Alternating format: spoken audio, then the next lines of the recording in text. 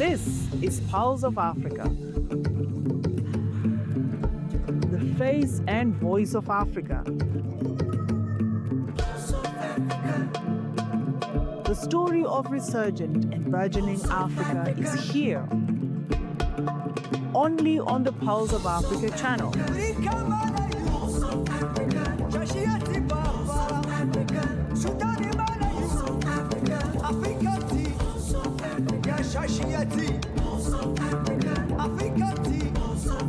Pulse of Africa, the face and voice of Africa.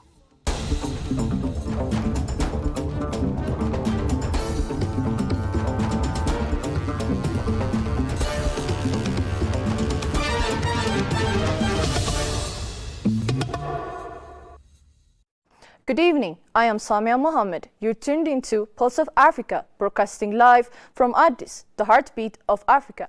Stay tuned to our channel for the latest updates on current affairs in Africa and around the world.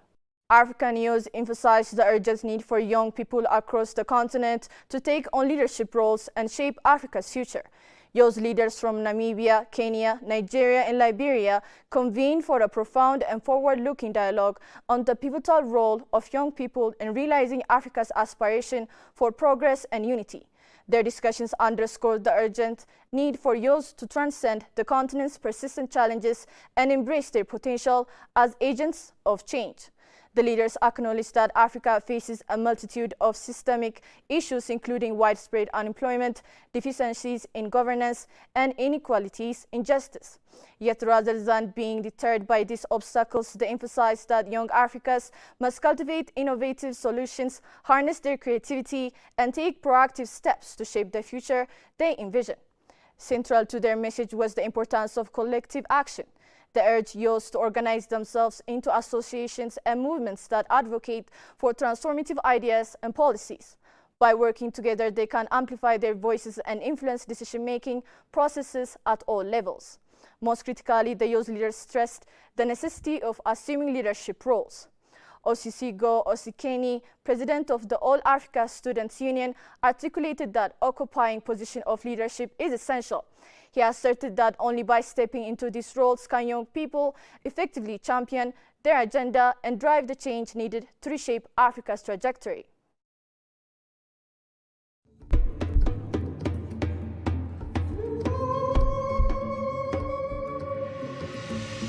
Pulse of Africa is now live.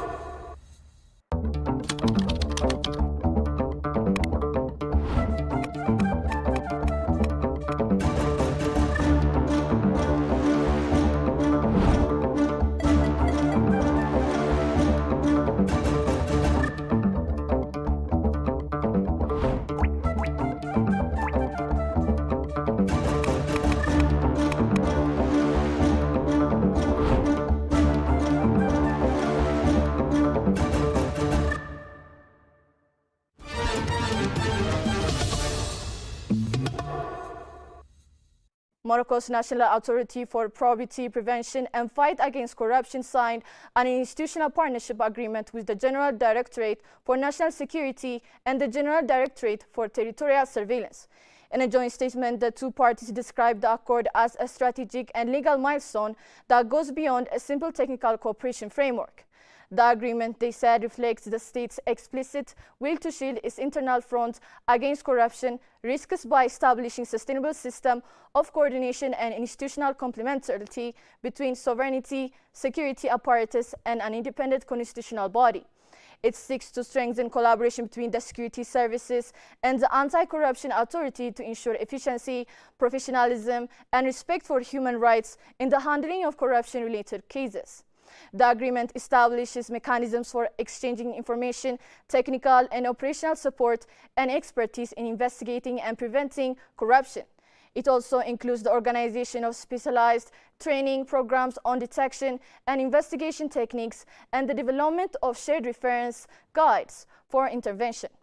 Additionally, it foresees the creation of early warning systems and a national corruption risk map, along with awareness campaigns promoting integrity and transparency within professional environments. Somalia has announced plans to accelerate the introduction of Swahili into school and universities curricula as part of its integration efforts within the East African community. Swahili, East Africa's lingua franca and one of the continent's most widely spoken languages, will be promoted as working and instructional language alongside Somali, Arabic, and English. President Hassan Sheikh Mohammed called on Somali universities to take the lead in teaching and promoting Swahili, emphasizing its importance for regional unity and cooperation. The Somali National University, along with all Somali universities, must take the lead in promoting Swahili, the common language of the East African region, he said. President Mohammed added that Somalia's integration into the East African region is already taking shape, reflected in growing economic ties, cross-border trade, and the increasing number of professionals from neighboring countries contributing to Somalia's public and private sectors. He emphasized that the next phase of this partnership should go beyond commerce, calling for deeper cultural and linguistic integration to strengthen regional identity.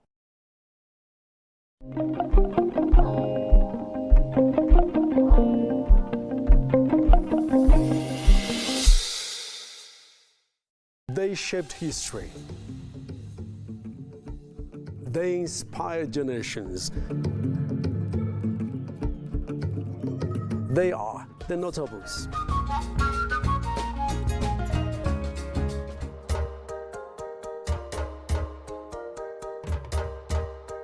I think of voices I have lost. The pledge unspoken, the more than acts of faith that forge an instant world in silent pact with strangers.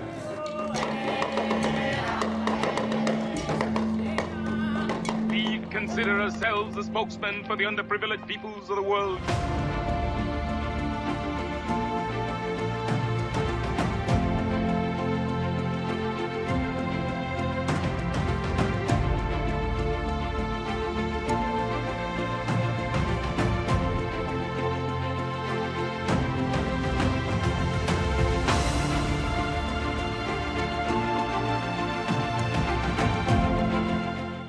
We honor Wole Soyinka, a legend who left his mark.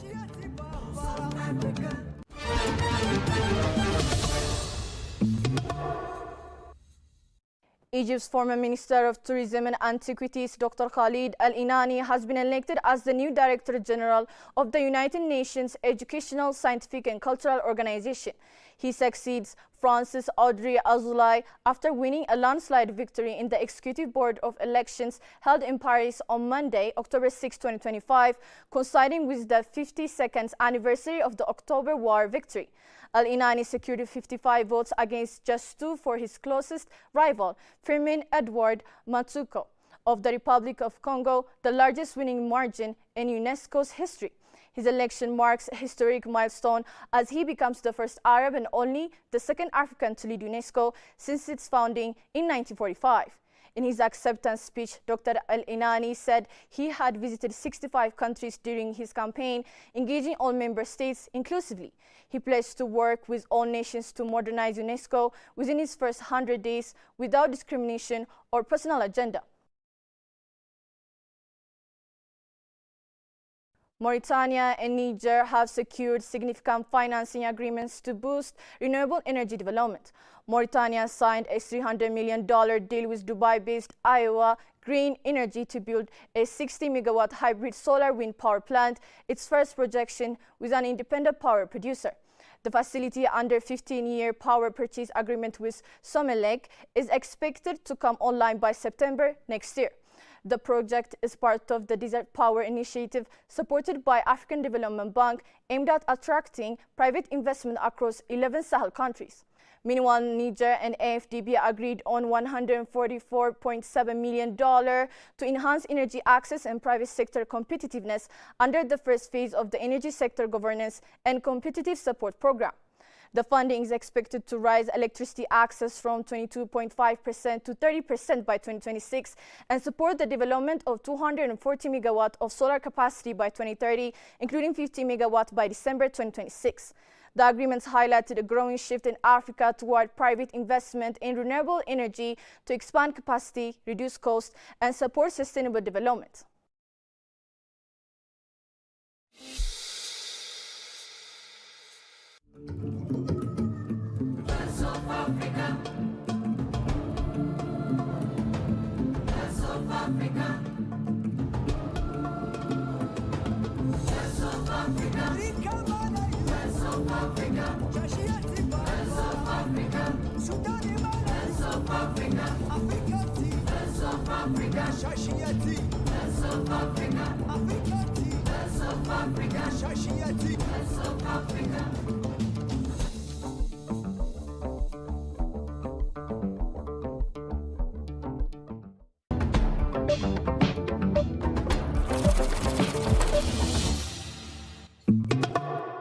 Now to business news.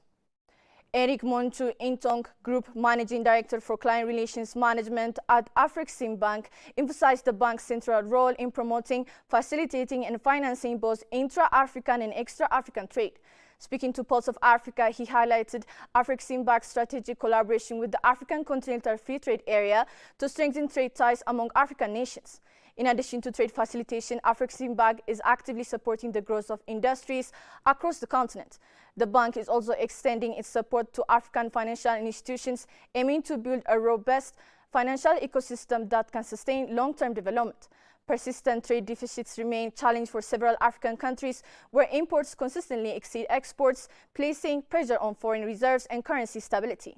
One of Afreximbank's key objectives is to help manage and reduce these deficits. Eric Monchu Intong said to boost African exports, the bank is implementing strategies that include facilitating technology transfers to enhance production capabilities, encouraging local manufacture to reduce import dependency, and promoting value addition to raw materials, thereby increasing export earnings.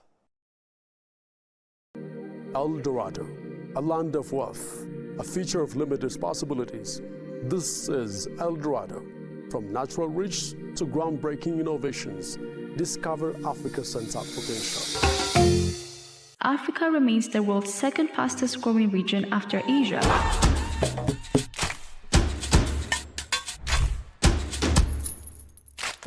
East Africa, with real GDP growth rising from an estimated 1.5% in 2023 to 5.7% in 2025.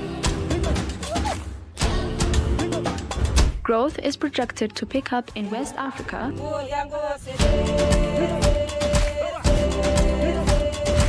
in North Africa, growth is projected to decline from an estimated 4.1% in 2023 to 3.6% in 2024 and 4.2% in 2025.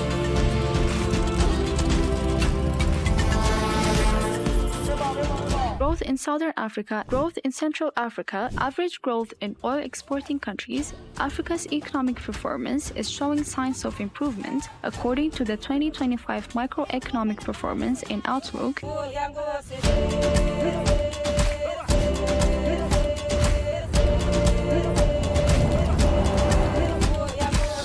El Dorado, unveiling Africa's global potential.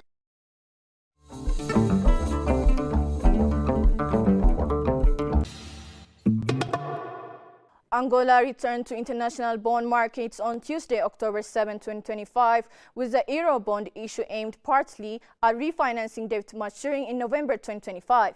The Southern African oil producer is looking to take advantage of improved market conditions to raise $1.5 billion through US dollar-denominated bonds with 5- and 10-year maturities, the Finance Ministry said. The bonds are due in January 2030 and October 2035, respectively, with initial price guidance around 9.75% and 10.50%, according to the ministry. The issuance led by Citigroup, Deutsche Bank, JP Morgan, and Standard Chartered is part of the government's border budget financing plan, which targets about $6 billion in borrowings through various debt instruments to meet total financing needs of $14.9 billion. The sale will also help prepay $864 million of existing bonds maturing next month. S&P Global Ratings currently assigns Angola's long-term foreign currency debt a B rating with a stable outlook.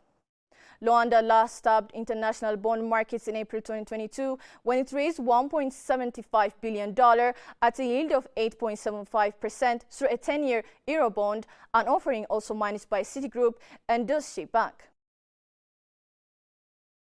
Now to weather updates.